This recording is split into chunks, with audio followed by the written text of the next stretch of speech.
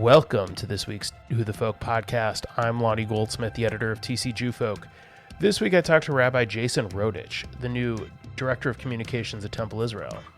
We talk about the transition from pulpit rabbi to synagogue employee, the evolution of Judaism, and how he considers communications to be a pulpit of its own on this week's Who the Folk podcast. But before we hear from Rabbi Jason, it's technically still winter out there, even if it doesn't look like it here in Minnesota. So check out the TC Jewfolk merch store with new designs and colors of hats and sweatshirts that help you stay warm and help support TC Jewfolk and our mission at the same time. Check it out at tcjewfolk.com/store. Rabbi Jason Rodich, welcome to the Who the Folk podcast. Thanks for joining me. Glad to be here.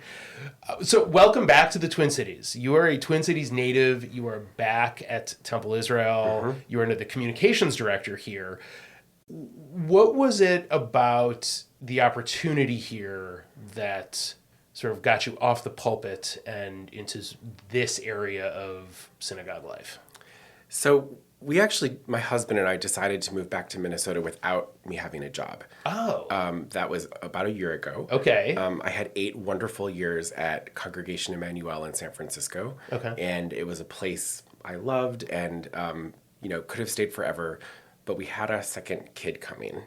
And we really wanted to raise our kids with a family around. And that became a priority. Mm-hmm. And so a little bit, out of my norm, which is more cautious and planful, we just decided this was the right time to come back. And so we did. And I spent the first chunk of months back here taking care of our newborn and getting wonderful time with her. And then Rabbi Zimmerman, approached me about a communications role. Yeah.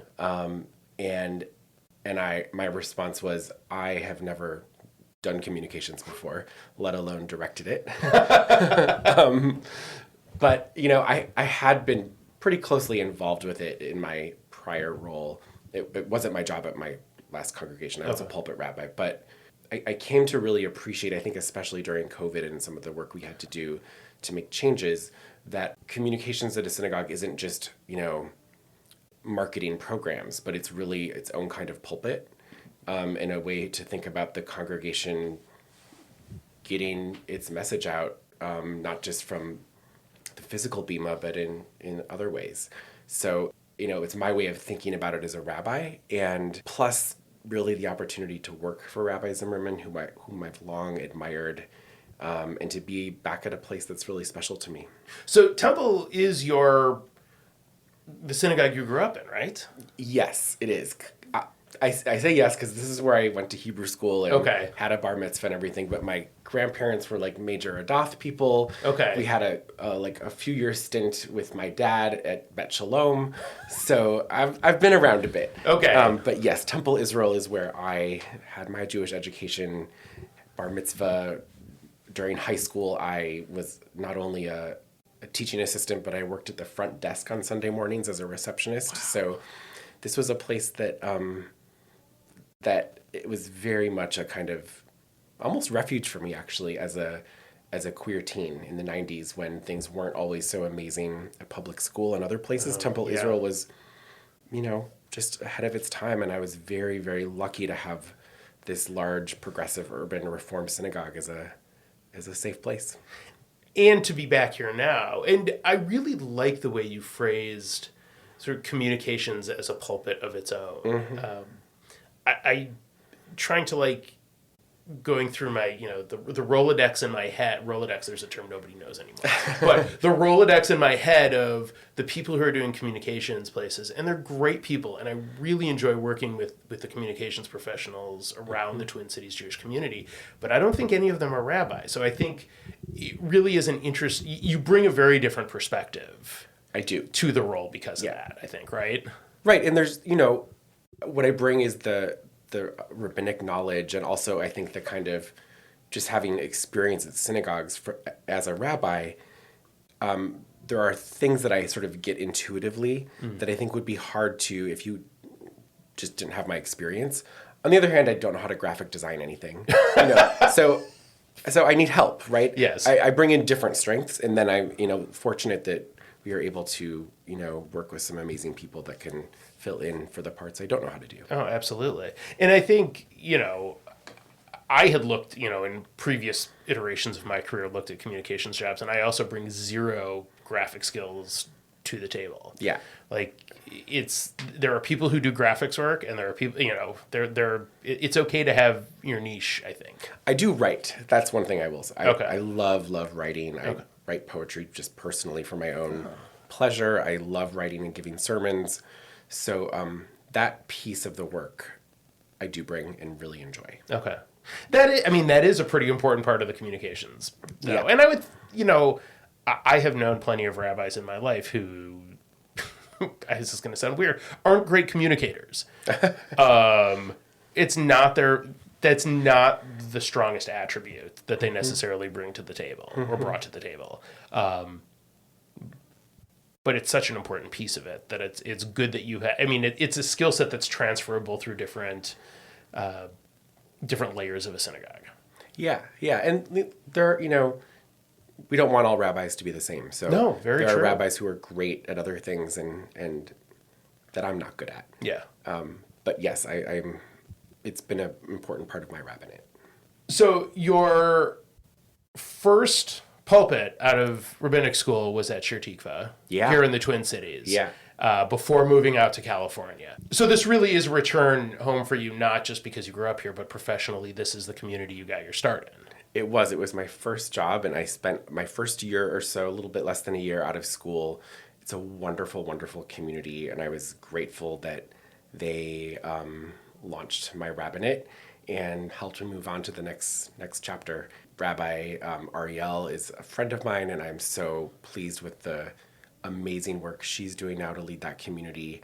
And Shir Tikva will always have a special place in my heart. The move back here, again, without having a job, there's a lot of inherent risk in that.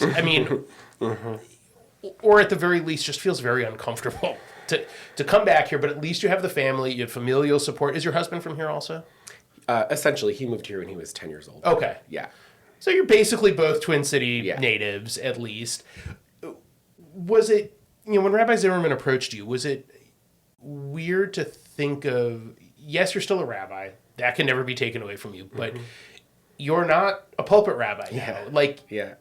Did that give you some pause in any way that it was, just how different it might be? Yeah, it did. Look, I think any rabbi that isn't honest about the kind of ego issues that are inherent in rabbinic work is not doing their work. Yeah. Right?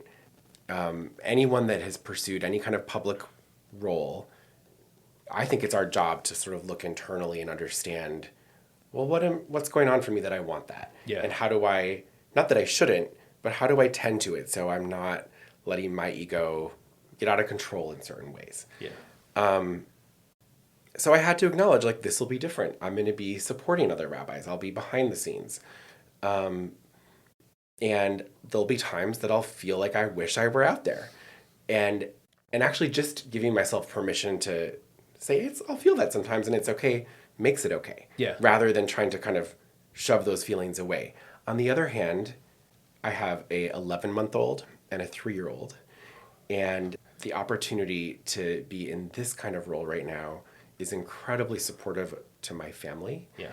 Much more than I expected. I feel like I'm really doing rabbinic work here and that I am, continuing my growth and development as a rabbi. So, at first I was like, is this like a demotion? I was nervous about that. Sure. But the more I thought about it and the more I've kind of moved into the role, the clearer it has become to me that for me, this is just another extension of my rabbinate. It's its own spiritual work even. I think it's what you make of it too.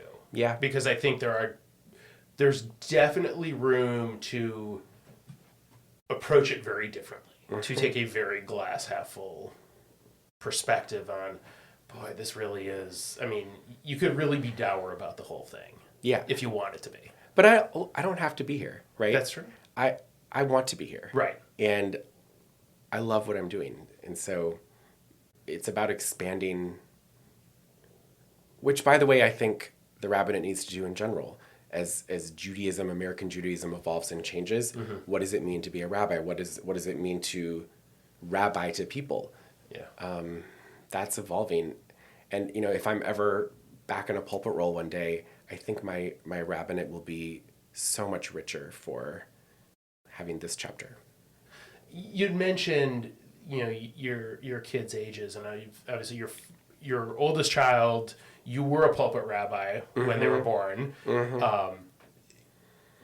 How, I've always thought of being a rabbi, it is, if there's anything that's beyond a 24/7 job, this might be it. Yeah. Being a pulpit rabbi. Did you sort of feel that and feel like the strain or detachment maybe is the right word, of just trying to or the difficulties of just being trying to be you're be a full-time dad and a full-time rabbi and a full-time husband. It's so, it just must be so hard to have done all of those things. It is hard. And a couple things. I was lucky to work on a large team. And, when I was in rabbinical school, I thought I want to be at a kind of small grassroots, one rabbi kind of place. And then I ended up at a very large congregation in San Francisco unexpectedly, and found that was actually amazing for me to not be the solo one show person. Yeah. It creates a lot more room. Yeah. I think there's also a change in my generation of rabbis where we are not working the same way. Right. We're just not. We are seeing the need for balance. We have watched what has happened generations before us and how that's been really hard on rabbis and their families. And slowly but surely, I think many of us are pushing for, it's still a very big job, but a way that, to do it in a way that is more kind of holistic for us. Yeah. Conducive to a little bit of normalcy, maybe. Yeah. Yeah. Or just redefining what it is to really show up and be present. There's the absolutely be everywhere all the time approach, but there's also Rabbi Zoe Klein in Los Angeles, who I interned at her congregation when I was a student, shared a story that has always stuck with me about her rabbinate. And it went something like this, that when she first started as a rabbi, she really saw herself as almost like a Chabad rabbi, where she wanted to bring everyone in. She had things at her house all the time. She was very open with her time, but she was actually very closed with her kind of self. Interesting. And as she grew, it switched, where she became much more boundaried with her time, but much more vulnerable about who she is and kind of open with her community. And that wisdom, that teaching of hers has stuck with me as a kind of model of what does it mean to be present for people and help them feel that you're really there. And it's not always measured by the clock. Yeah. And I think some of that is you just got to figure that out by experience, by your own experiences, and also the experiences of the rabbis you learn under and you work with through your career, and you sort of figure out what type of rabbi you want to be and what type of pulpit you want to have. Yeah. You pick that up over, that's something measured over years and years, not a few weeks. Mm-hmm. Yeah. Exactly. Like you said, you had envisioned yourself in sort of a small grassroots synagogue, and you ended up, 8 years as part of a much larger team at a larger congregation. And you come here, which is also a large team. Right. And there was a time when I judged, I was like, those corporate large reform places, the bar mitzvah machines, but I have a totally different perspective now, that it's about pooling resources and making something possible that it just is harder to do when you're smaller. And that's got to make things, I would think, a little bit easier in terms of trying to find that balance of burnout versus self-care kind of thing. Yeah.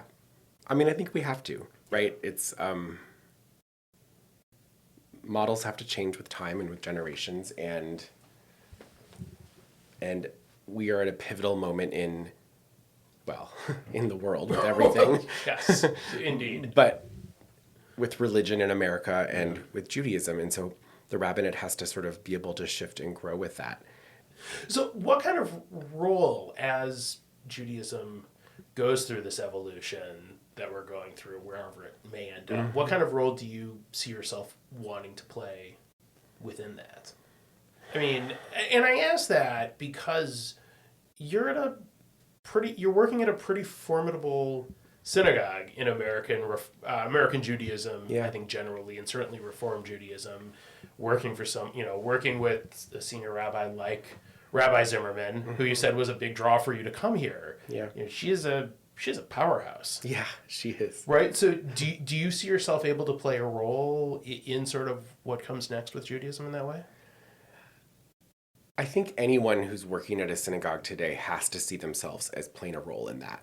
And, right now my focus is on communications, but even with that, there's still thinking to be done. Sure.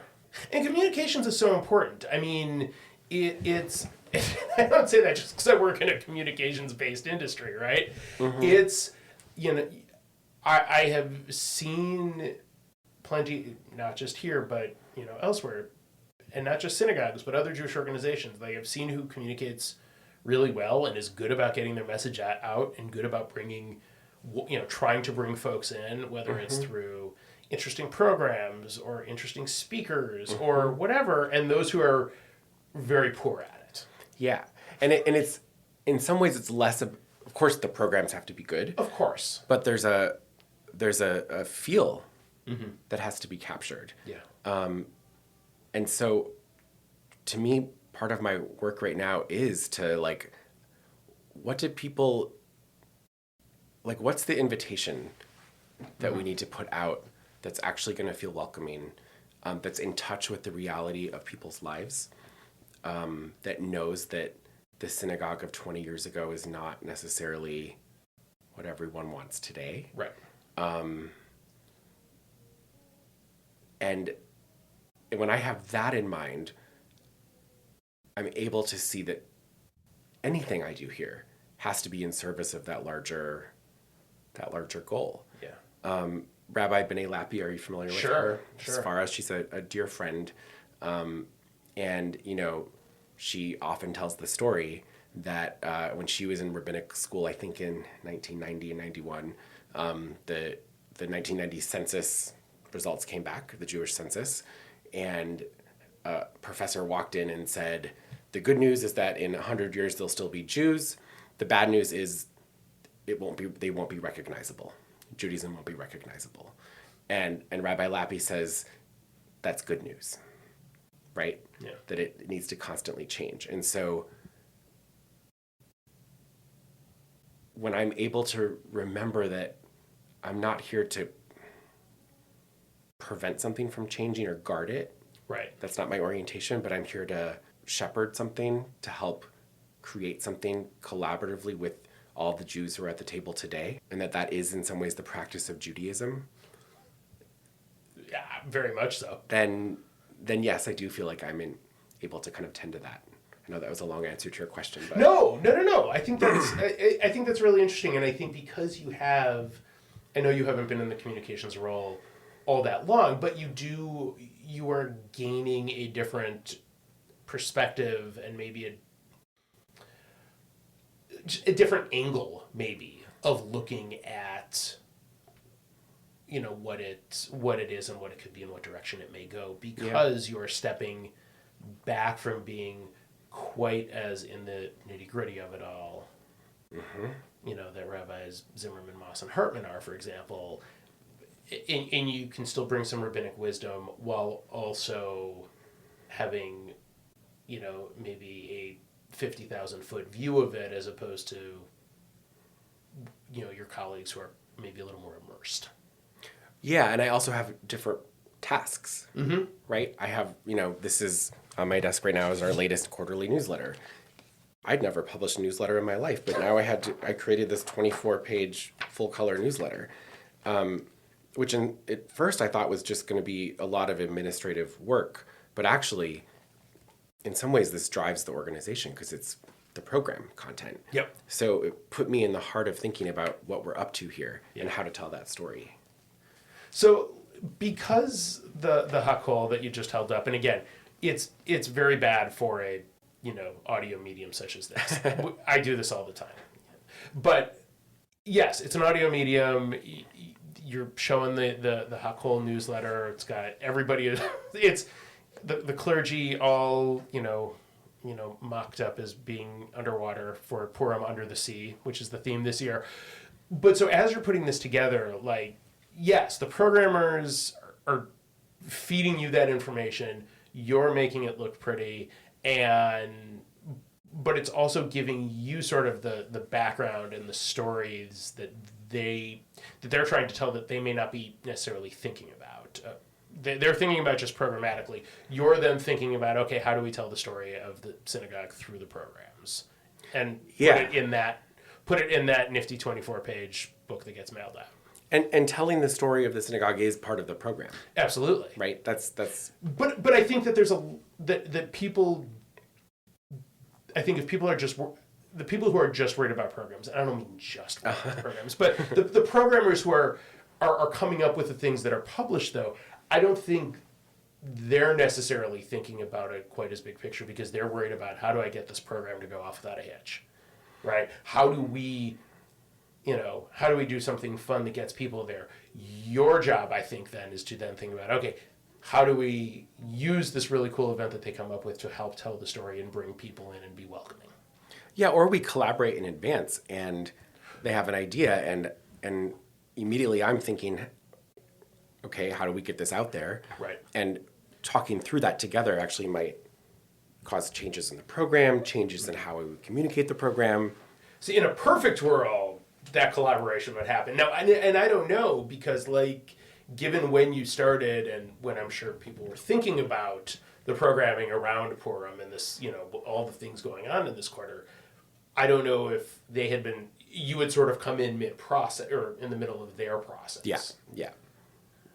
So. And still, you'd be surprised at how last-minute things happen at synagogue. So there was plenty of work to do still. It would not surprise me even a little bit. I totally understand. But, I think it's really fun because, again, you've had different pulpits around the country. From a program perspective, you've seen things happen. Yeah. And from a, you're sort of picking up the communication side of telling the story and being welcoming and inclusive. Mm-hmm. And also still giving the regulars the things they want and the things they expect. And that to me, I would have to think, and in talking to people and what the things they want and want to see, it feel like it's there's the old favorites, but then how do you also be open and warm and welcoming? Because I think that's a tough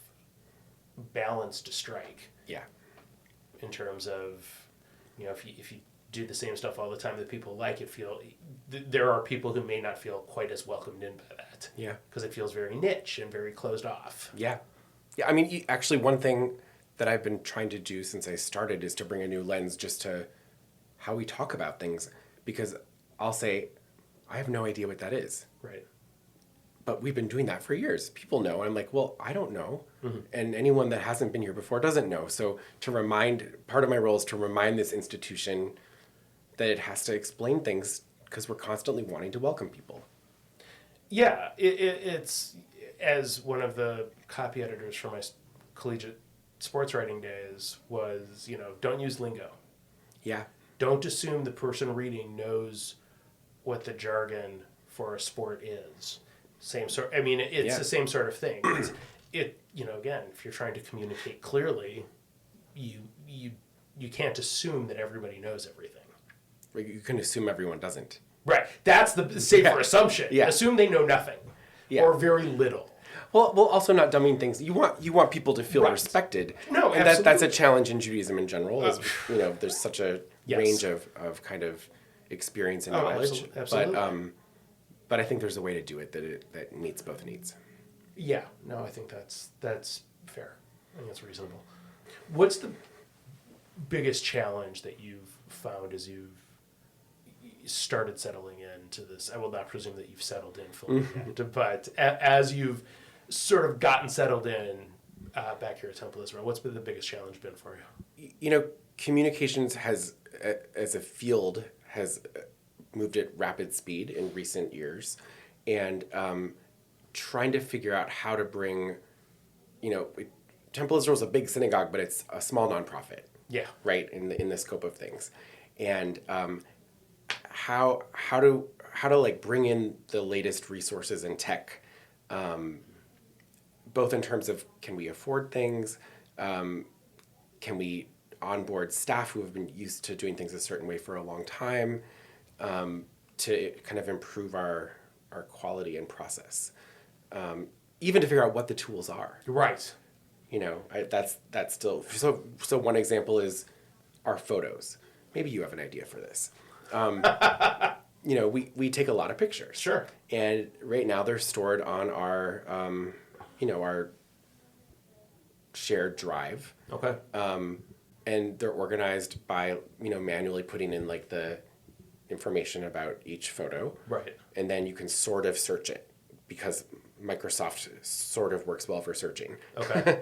Now, I know there's better photo kind of organizing software out there, and I'm trying to figure that out. Yeah. But even to just like go out and do the research and then figure out if we can afford it and convince everyone to like move into this new way of doing it. Oh, and by the way, we have to make sure we have permission for each photo to be used. So, see, I would think to me, that's the harder piece of it is like, when you're taking pictures at events, you take a picture, kid looks cute in a costume, but can you use that photo? Do you know who the kid is? Do you know, the parents? Do you have to ask them? Like, yes, we do. You do. And it's right. It is, we've, because so many of our photos end up as the main photo with the story, for example, is also going to be the main photo that's out on social media. Mm-hmm. If it's a kid, we need to get the okay, and we need to like to get names, but mostly you got to get the parents' buy-in and make sure they're okay with it. Mm-hmm. And it's a lot to manage. It requires. That is a full team effort. It is, and so a challenge of mine is trying to figure out what are the latest and greatest resources that can help us do this work more efficiently. Yeah. Because this is not my background, right? Right. Identify those resources, bring them in, implement them. So that's sort of my think about that. I'll get back to you project right now. I'll get back to you offline. I got a couple ideas. Great. But maybe we can point you in the right direction. Well, Rabbi Jason, last couple of questions, and we will let you get back to it. First, what is your favorite Jewish holiday? Passover, without a doubt. How come? A few reasons. The story is so central to who we are. And for me in my personal life and the kind of Judaism I try to teach, that idea that we can move from places of very difficult narrowness to hope and possibility and freedom, that is a truth about what it is to be human, and that our tradition wants us to internalize that story, has so many implications for our own individual lives, for social justice, for how we kind of approach the world. Okay. And then I just have so many beautiful memories of family. And it just feels like it's so special that it's this holiday that doesn't happen in the synagogue, ironically. Right. And it is such a great family holiday. Yeah. It really is. What is your favorite Jewish food?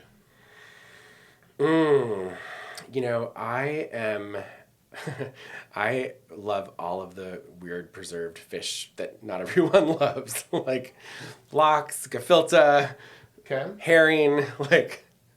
I'm like, give me any of the Ashkenazi fish, and I'm very happy. You look Not shocked. gonna lie, didn't see that one coming. Fascinating. What did you think I was going to be, a kugel guy? I mean, I don't like that know. too. But It's just sort of like we've had gefilte fish. Obviously had lox. Grouping it together in sort of the Ashkenazi preserved fish this sounds realm so appetizing, right? was just the whole, grouping it together quite that way. It was not that, even gefilte fish, people have given that answer before, and I like gefilte fish. Never expect it to be somebody's favorite, that it like every once in a while I get it, and it's like, oh, right. I mean, I prefer the fresh, homemade gefilte fish. As opposed to the frozen thawed, no, But I'll even go for a jarred gefilte. I'm not super picky. I will enjoy it with enough horseradish on it. Okay. So. White or red? Red. Okay. Red. Unless it's not spicy enough, then you add a little white. Okay. Kind of pink. Yeah. Well, Rabbi Jason Rodich, thank you so much for meeting with me and having me here in your office. I appreciate getting to know you, and best of luck as you continue to settle in here at Temple Israel. It's been a pleasure. Thank you. The Who the Folk podcast is a part of the Jew Folk Podcast Network and a product of Jew Folk Inc. Please subscribe, rate, and review wherever you get your podcasts. If you have suggestions for other podcast guests, please email them to me at editor@tcjewfolk.com. For our other shows, check out tcjewfolk.com/podcast.